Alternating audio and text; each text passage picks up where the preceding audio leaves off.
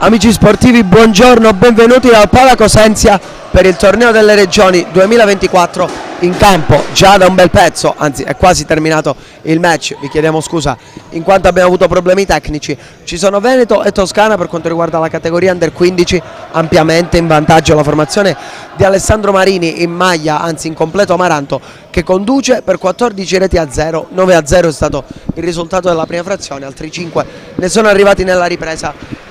Mancano 2:19 al termine di un match senza storia, che ovviamente no. Per dovere di cronaca commenteremo, c'è un angolo in questo caso a favore della formazione veneta.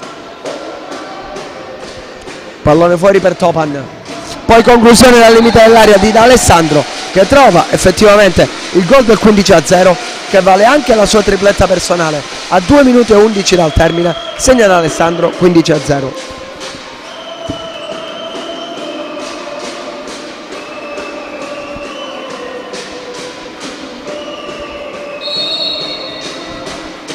E quindi riprende a giocare la Toscana, punizione severissima questa per i ragazzi di Francesco Paolo Accardi, seppur è vero che le premesse davano un Veneto sicuramente favorito, un Veneto che anche l'anno scorso si era fatto ben vedere al torneo delle regioni, un Veneto in cui il movimento del calcio a 5 è sicuramente più prorompente rispetto a quanto non lo sia in Toscana. Veneto che vanta una formazione in Serie A di calcio a 5, la Came Treviso, mentre la Toscana si deve accontentare della Serie A2. Ovviamente questo non è indicativo al massimo, però può darci un'idea di quella che è la cultura del calcio a 5 nelle due regioni e allo stesso tempo di quella che è la cura dei settori giovanili, la crescita dei nuovi talenti e quindi anche la progettualità per questo tipo di manifestazioni. Ricordiamo che alle 11:30 saremo in diretta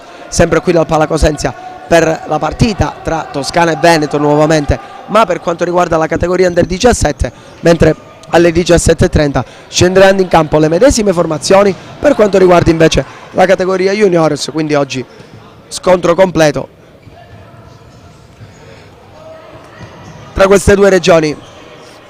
Adesso pallone recuperato dalla Toscana con Bonaretti che torna all'indietro da Capitan Maraia, quindi Maletesti fermato molto bene in questa circostanza da Bernardi, poi pallone imbucato, non riesce ad arrivare alla conclusione Alessandro Jong, fermato molto bene da Casali. Occhio alla Toscana in contropiede, arriva la chiusura però proprio di Jong che dopo essere andato a un passo dal gol del 16 a 0 si impegna in questo recupero difensivo.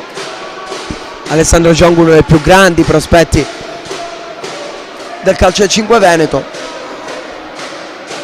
quest'oggi ha realizzato 3 reti ma ha condito la partita con tante giocate di livello, sicuramente uno dei punti cardine della formazione di Marini da qui ai prossimi anni. 39 secondi al termine del match, credo che il Veneto non voglia insistere più, o forse sì. Doppio passo splendente in questa circostanza, poi conclusione in porta respinta da Casali. Non è finita perché il possesso è ancora per il Veneto. Si torna dietro a Bernardi, servito nuovamente Jong in questo caso che viene fermato. Ancora Bernardi, 12 secondi al termine del match. Vuole andare in profondità da Jong ma è arrivata la chiusura da parte di Salvini, poi pallone troppo lungo per Bonaretti, lo recupera direttamente Fiorone, sul cui rilancio termina il match 15 a 0 per il Veneto. Gran partita da parte della formazione di Marini che si porta dunque a quota 3 punti e che attenderà il Lazio dopodomani, mentre domani si giocherà il match appunto tra la Toscana e il Lazio. La Toscana è uscita sconfitta da questo match